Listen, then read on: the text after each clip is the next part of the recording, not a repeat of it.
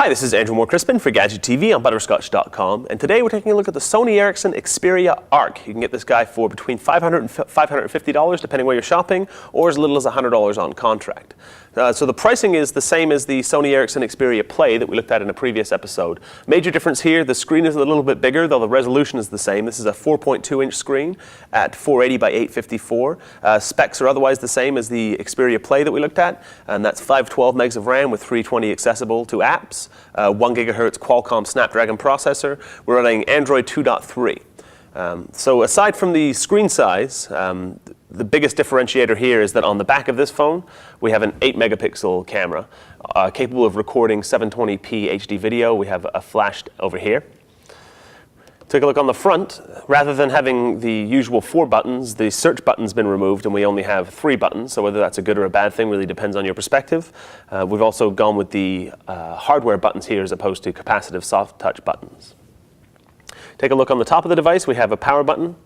We also have an HDMI, mini HDMI out here so we can connect the phone to a television. Micro B USB charging over here, a volume rocker. We have a dedicated camera button over here, mics and all that kind of stuff on the side, and here we have a 3.5mm headphone jack. Now if we look at it in this configuration, you can see where it gets the Arc name. The back of the screen, or sorry, the back of the phone is curved. It's not subtle, it's not drastic, but it's not subtle. You know, that's really what sets this phone apart. It's very much focused on kind of fashion and standing out in a crowd. So, you know, if you're a gaming type, the Xperia Play is a pretty decent bet. If you're really concerned about, you know, kind of the image you put forth and having a phone that makes people, you know, pay attention, the Xperia Arc's not a bad bet. So like I said, we're running Android 2.3, which is a very good thing. I think Sony Ericsson's learned its lesson from the Sony Ericsson X10, you know, users getting stuck with 1.6 on there for a long time. And Sony Ericsson is now part of the Android Alliance, which means you should be getting pretty expedient updates as they come out. A couple of Sony Ericsson specific tweaks here. We have our, I can't remember what they call it. I think they call it Timescape. You can see your Facebook feed, some, you know, music feed, your Twitter feed, all in one place here. It's kind of a, you know, it's a nice way to interact with all of your social media feeds in one place.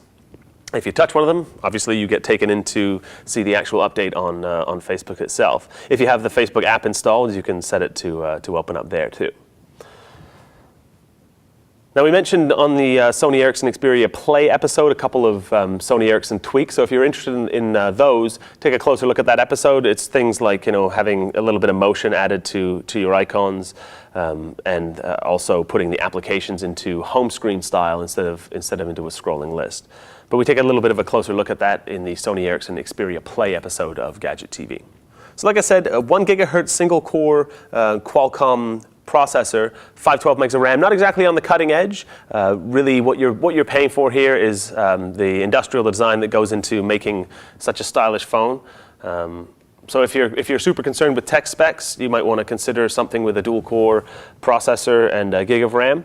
But this one will last, you know, for at least a couple of years, and it is a pretty good looking phone, as you can plainly see. So that's a quick look at the Sony Ericsson Xperia Arc. For Gadget TV, I'm Andrew Crispin. For more sweet stuff, visit Butterscotch.com.